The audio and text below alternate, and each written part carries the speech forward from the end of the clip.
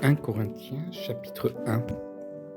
Salutations et louanges de la part de Paul, appelé à être un apôtre de Jésus-Christ par la volonté de Dieu, et du frère Sosthène, à l'église de Dieu qui est à Corinthe, à ceux qui ont été conduits à la sainteté par Jésus-Christ, appelés à être saints, et à tous ceux qui partout font appel au nom de notre Seigneur Jésus-Christ, leur Seigneur et le nôtre. Que la grâce et la paix vous soient données de la part de Dieu, notre Père, et du Seigneur Jésus-Christ. Je dis constamment à mon Dieu toute ma reconnaissance à votre sujet pour la grâce de Dieu qui vous a été accordée en Jésus-Christ. En effet, en lui, vous avez été comblés de toutes les richesses, en particulier en ce qui concerne la parole et la connaissance, dans la mesure où le témoignage de Christ a été solidement établi parmi vous. Ainsi, il ne vous manque aucun don, à vous qui attendez le moment où notre Seigneur Jésus-Christ apparaîtra. C'est lui aussi qui vous affermira jusqu'à la fin pour que vous soyez irréprochables le jour de notre Seigneur Jésus-Christ. Dieu est fidèle, lui qui vous a appelés à vivre en communion avec son Fils, Jésus-Christ, notre Seigneur. Discorde et désordre dans l'Église, rivalités humaines et sagesse divine. Je vous supplie, frères et sœurs, par le nom de notre Seigneur Jésus-Christ, de tenir sous tous le même langage, qu'il n'y ait pas de division parmi vous, mais soyez parfaitement unis dans le même état d'esprit et dans la même pensée.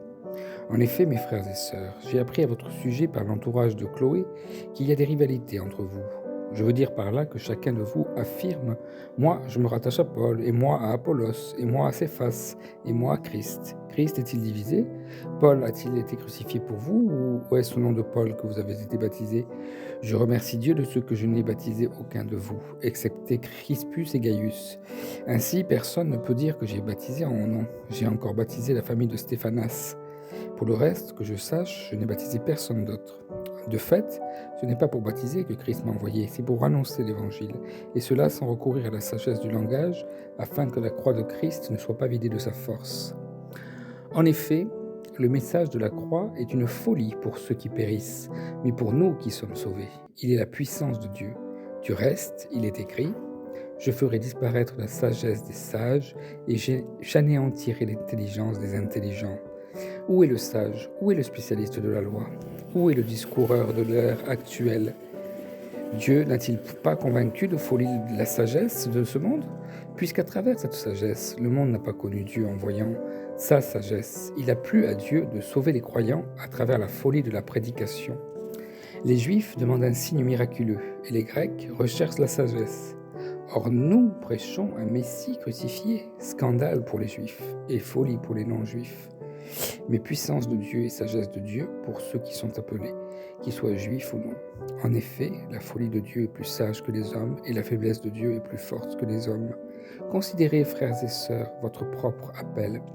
Il n'y a parmi vous ni beaucoup de sages selon les critères humains, ni beaucoup de puissants, ni beaucoup de nobles. Mais Dieu a choisi les choses folles du monde pour couvrir de honte les sages, et Dieu a choisi les choses faibles du monde pour couvrir de honte les fortes. Dieu a choisi les choses basses et méprisées du monde, celles qui n'en sont rien, qui ne sont rien, pour réduire à néant celles qui sont, afin que personne ne puisse faire le fier devant Dieu. C'est grâce à lui que vous êtes en Jésus-Christ, lui qui est devenu par la volonté de Dieu notre sagesse, notre justice, la source de notre sainteté et notre libérateur, afin, comme il est écrit, que celui qui veut éprouver de la fierté mette sa fierté dans le Seigneur. Amen.